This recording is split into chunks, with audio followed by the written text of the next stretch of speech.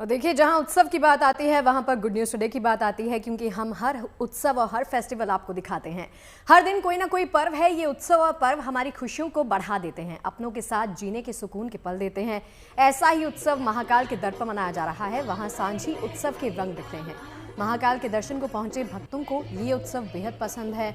महादेव का परम भक्त था रावण, जिसकी प्रयागराज में धूमधाम से शोभा यात्रा निकाली गई। रावण बना कलाकार रथ पर विराजमान था और साथ चल रही थी लोगों की टोलियां। इसी के साथ गरबा का रंग भी जमने लगा है। 20 स्टेप्स पर गरबा किया जा रहा है। दिल्ली, मुंबई और गुजरात में नवरात्र के 9 दिनों तक जमकर गरबा और डांडिया खेला जाता है। इस तरह दुर्गा पूजा की तैयारी भी लगभग पूरी हो चुकी है। अलग अलग राज्यों में अलग अलग थीम पर दुर्गा पूजा पंडाल बनाए गए हैं। आपको ऑपरेशन सिंदूर की थीम वाला पंडाल भी देखने को मिलेगा।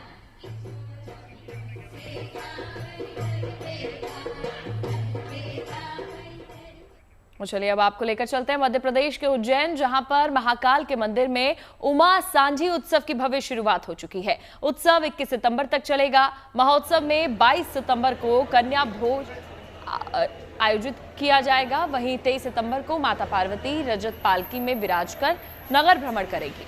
उत्सव के पहले दिन सभा मंडप में विधि विधान के साथ माता पार्वती की प्रतिमा विराजित कर घट स्थापना की गई। तो शाम को संध्या आरती के पश्चात वसंत पूजन हुआ, जिसमें विद्वान ब्राह्मणों ने वेद मंत्रों का उच्चारण किया। इस दौरान अखंड दीप प्रज्वलित किया गया।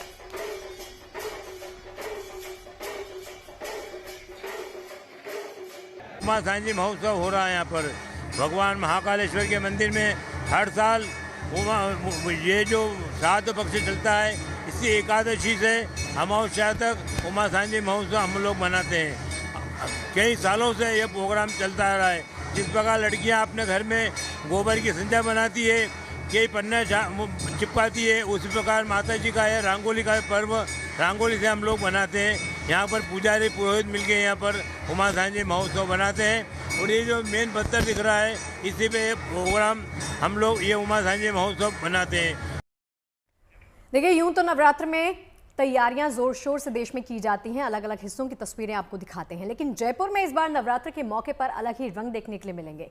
एक तरफ इको फ्रेंडली मूर्तियां तैयार की जा रही हैं, तो दूसरी तरफ मां की प्रतिमाओं को ऑपरेशन सिंदूर की थीम पर सजाया जा रहा है। आइए आपको दिखाते हैं नवरात्र की इन भव्य तैयारियों की एक झलक।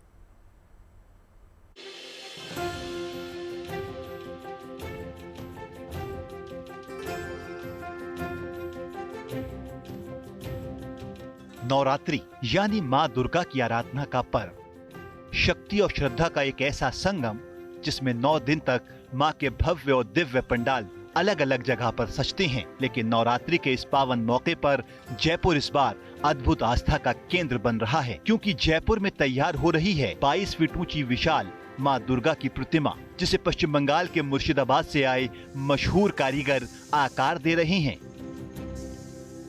22 सितंबर यानी कि नवरात्र स्थापना का दिन, वो दिन जिस दिन से आने वाले 9 दिन तक माँ दुर्गा की आराधना सभी भक्त करते हैं, अलग अलग तरीके से करते हैं और उसी के लिए सभी लोग लेते हैं उनकी मूर्तियाँ। तो ऐसे ही जहाँ उनकी मूर्तियाँ बनाई जा रही हैं, उस मूर्ति घर में मैं हूँ, जहाँ पे माँ दुर्गा के अलग अलग रूप हमें दिखाई दे रहे हैं। इस कार्यशाला में तैयार की जा रही मूर्तियों को बनाने के लिए गंगा की पवित्र मिट्टी भी खास तौर पर पश्चिम बंगाल से मंगाई गई है। यहाँ तैयार की जा रही सभी प्रतिमाएं पूरी तरह इको फ्रेंडली हैं, जिनमें हानिकारक केमिकल नहीं हैं और रंग रोगन भी पूरी तरह प्राकृतिक है, ताकि विसर्जन के बाद पर्यावरण को कोई नुकसान ना हो। मेन चीज होता है कि इसका अंत में जब हम विसर्जन करते हैं तो उस वक्त हमें ये ध्यान रखना पड़ता है कि कोई भी चीज़ किसी को हानि ना पहुँचे। इसीलिए पहले ये पेरिस ऑफ प्लास्टर या इन सब की बनती थी, लेकिन धीरे धीरे हमने इसको मिट्टी के रूप में आकार देना शुरू किया और इसके ऊपर जो भी कलर होता है, वो फूल पत्ती जो भी उस कलर के फूल जो होते हैं उनको सुखा के उससे एक्चुअल कलर बना के फिर वो कलर किया जाता है, जिससे विसर्जन में यदि हमें कोई दिक्कत ना आए और आराम से पानी के अंदर देवी की या जो भी हो वो आराम से घुल जाए। नवरात्रि से पहले जयपुर में मूर्तियों की डिमांड कई गुना बढ़ गई है। लोग अपनी श्रद्धा और बजट के मुताबिक 5 से 12 फीट की मूर्तियां ऑर्डर कर रहे हैं, जिनकी कीमत 5,000 से लेकर लाखों रुपए तक है। इस बार जयपुर के पंडालों में ऑपरेशन सिंदूर की थीम भी देखने को मिलेगी। आमतौर पर मां दुर्गा को सफेद और लाल साड़ी पहनाई जाती है, लेकिन इस बार परंपरा से अलग देवी को सिंदूरी साड़ी में सजाया जाएगा। इस खास थीम से पंडाल की भव्यता और देवी की आभा और भी निखर उठेगी। ऑपरेशन सिंदूर से इसको जोड़ा गया है। चाहे मैं गणपति की बात करूं, वहाँ पे ऑपरेशन सिंदूर से जुड़े हुए पंडाल हो, या फिर अब कि माँ का जो श्रृंगार हो रहा है या उनको जो वस्त्र धारण कराए जा रहे हैं वो ऑपरेशन सिंदूर से जोड़कर सिंदूरी रंग के किए जा रहे हैं, वो बहुत ही खास बात है। तो नवरात्र स्थापना जब हो जाएगी तो हर एक पंडाल में जयपुर की जो मूर्तियाँ हैं वो देखने लायक होंगी। कैमरामैन मनीष के साथ rhythm Jain, good news today, Jaipur.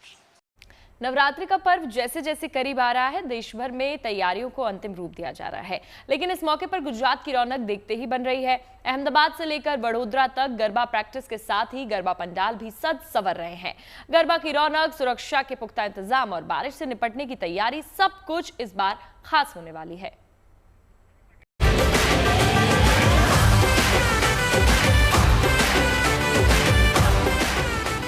मां अंबे की आराधना का सबसे बड़ा पर्व नवरात्रि शुरू होने वाला है।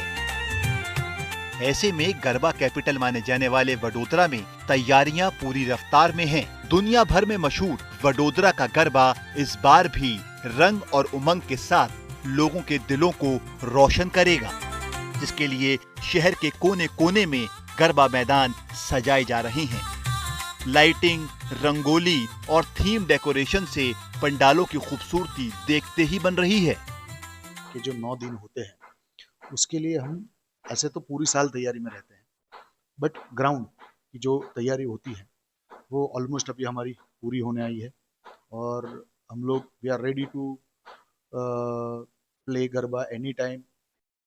जितनी भी चीज़ें थी, जो खास करके सिक्योरिटी की अगर हम लोग बात करें, क्योंकि इतना बड़ा जब आयोजन होता है, करीबन मैं जानता हूँ तब तक कम से कम 75,000 खिलैया एक साथ गरबे खेल पाए, इतनी व्यवस्था हमने इस बार की है। बात वडोदरा की हो तो गरबा की धुन पर थिरकता हर दिल इस जश्न को और खास बना देता है। पारंपरिक सजावट से लेकर आधुनिक थीम तक वडोदरा के गरबा को खास बनाने के लिए तैयार हैं। सिर्फ साज सज्जा ही नहीं, सुरक्षा इंतजाम भी इस बार बेहद खास रहने वाले हैं। नवरात्रि के दौरान वडोदरा में पुलिस का सख्त पहरा रहेगा। हर गरबा ग्राउंड पर सीसीटीवी कैमरों से निगरानी की जाएगी। अलग अलग गरबा इवेंट्स में भीड़ के हिसाब से सुरक्षा गार्ड्स तैनात होंगे। साथ ही महिलाओं की सुरक्षा के लिए पुलिस की शी टीम भी मौजूद रहेगी।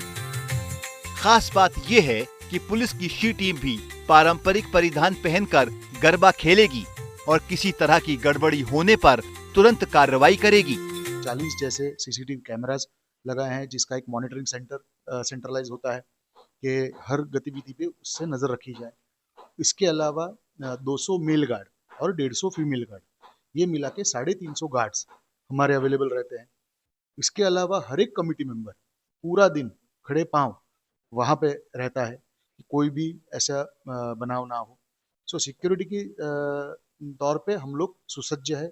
बड़ौदा पुलिस हर बार हमारे साथ क्या बड़ौदा के हर गरबे के साथ वो रहते हैं और बहुत अच्छे से ट्रैफिक का डिपार्टमेंट हो या शी टीम, मैं स्पेशली कॉन्ग्रेचुलेट करता हूँ commissioner of Vadodara, joint CP of Vadodara कि शी टीम जैसे प्लेयर्स को वो लोग ट्रेडिशनल ड्रेस में गरबा ग्राउंड के अंदर खेलने भेजते हैं कि अगर कुछ भी कोई गलत हो रहा है तो वो खुद नजर रख पाए।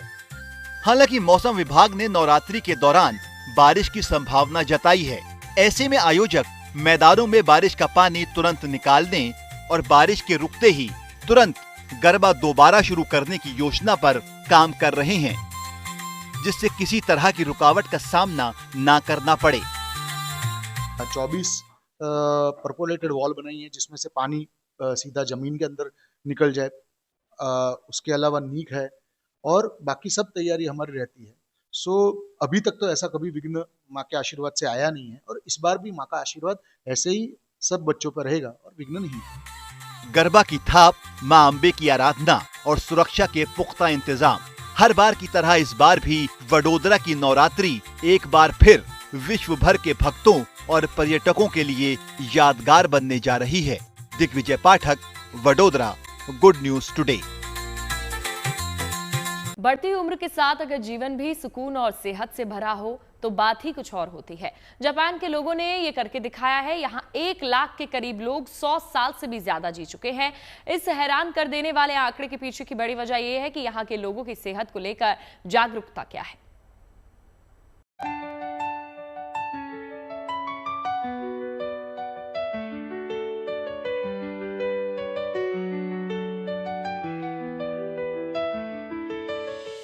जापान ने एक बार फिर दिखाया है कि लंबी और स्वस्थ जिंदगी का असली फॉर्मूला क्या होता है। इस साल जापान में 100 साल या उससे ज्यादा उम्र पार करने वाले लोगों की संख्या करीब 1 लाख पहुंच गई है।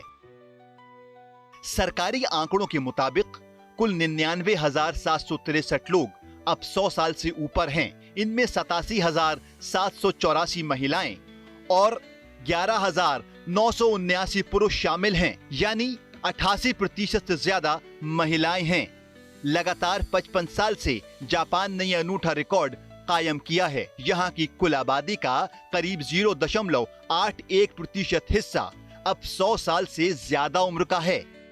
जापान की सबसे बुजुर्ग महिला 114 साल की हैं, जबकि सबसे बुजुर्ग पुरुष 111 साल के हैं। हर साल 15 सितंबर को जापान में बुजुर्ग दिवस मनाया जाता है। इस खास दिन पर जापान के प्रधानमंत्री 100 साल से ऊपर के नागरिकों को एक बधाई पत्र और चांदी का गिलास भेंट करते हैं। इस साल 52,310 बुजुर्गों को ये सम्मान दिया गया। जापान में औसत जीवन दर 95.1 साल है, यानी यहाँ के लोग आमतौर पर 95 साल तक जीते हैं। वर्ल्ड पॉपुलेशन रिव्यू 2025 की रिपोर्ट के मुताबिक जापान दुनिया का दूसरा सबसे स्वस्थ देश है। जापान में लोगों को कम नमक और चीनी खाने के लिए लगातार जागरूक किया गया है। यहाँ लोगों में मोटापे की समस्या ना के बराबर है, जो दिल की बीमारी और कैंसर जैसी गंभीर बीमारियों का बड़ा कारण है। शायद इसी जीवन शैली की वजह से जापान दुनिया को लंबी उम्र और स्वस्थ जीवन का बेहतरीन उदाहरण दे रहा है। Bureau report, good news today. देखिए, अब तक तो एआई का इस्तेमाल टेक कंपनियां और रिसर्च लैब तक किया जाता था, लेकिन लगता है कि अब एआई की नई भूमिका सामने आ गई है। यूरोप के देश अल्बानिया ने एक ऐसा अनोखा कदम उठाया है जिसने पूरी दुनिया का ध्यान अपनी तरफ खींचा। यहां एक एआई मंत्री अपॉइंट की गई हैं, जिसने पहला बड़ा कदम भी उठाया है।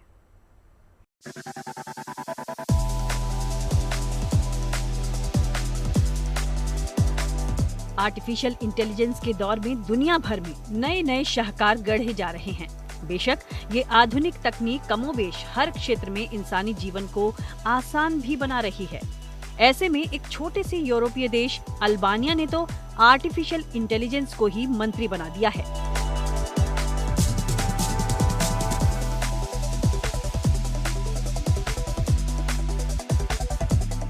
जी हाँ, अभी तक आपने एआई चैटबॉट के रूप में दोस्त, पार्टनर, खिलाड़ी, टीचर या हाउसकीपर वगैरह देखे होंगे, लेकिन अब आर्टिफिशियल इंटेलिजेंस की ये तकनीक इससे भी कहीं आगे निकलकर सत्ता के गलियारों में पहुंच गई है।